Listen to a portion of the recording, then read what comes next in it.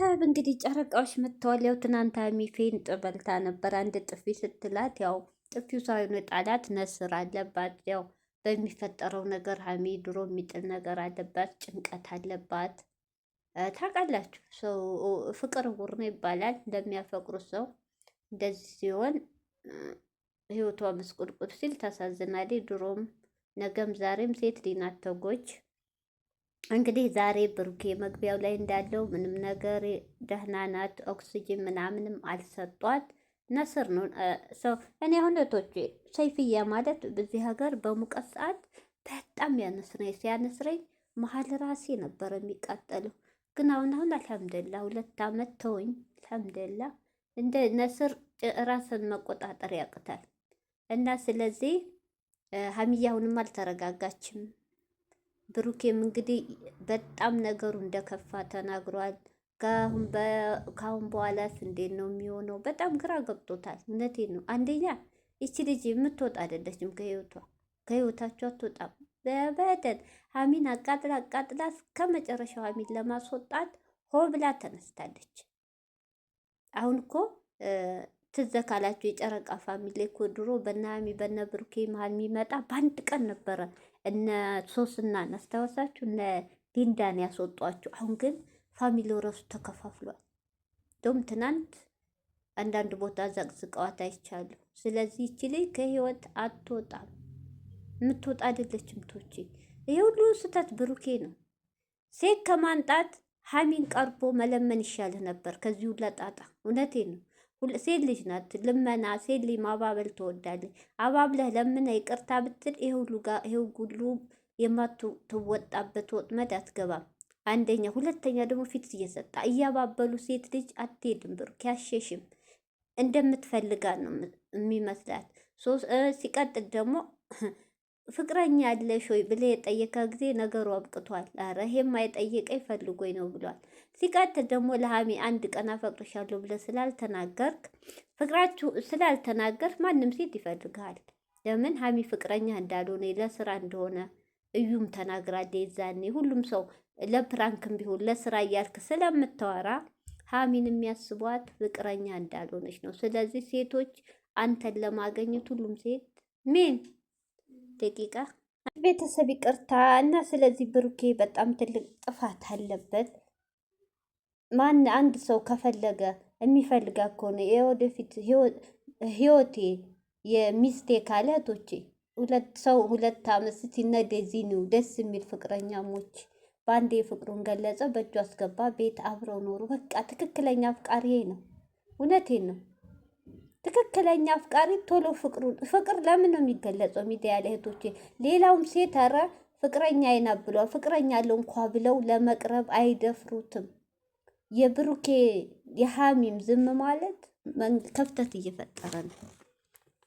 ብሩኬ ደግሞ ሁሌ ሰው ፊት ሁሌ እንደማያውቃት ሁሌ ውስጧ እንደማያውቅ የሚያስጠላ ባህሪው ትፈልግኛለሽ የጅል ጥያቄ ትፈልግኛለሽ 40ሺን ሰዓት ሴት በጎተተ ቁጥር አይባልም። ብሩኬ አንተ ማትፈልግ ከሆነ ሀሚኔ አንቺን አላፈቅርሽም፣ በቃ ከህይወቴ ልውጣልሽ።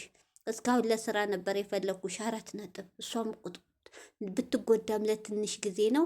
ከማንም ቆሻሻ ከሄደው ከመጣው አትጣላም፣ ራሷን አትጎዳም። ማንም እየመጣ ለሀጩን አይተፋባት። እቺ ዲኮቶች ፍቅረኛ አላት እኮ ቡታጅራሉ። ግን ብሩኬን ነው የምትፈልገው። ያ የለውማ ብሩኬ ያለዋ።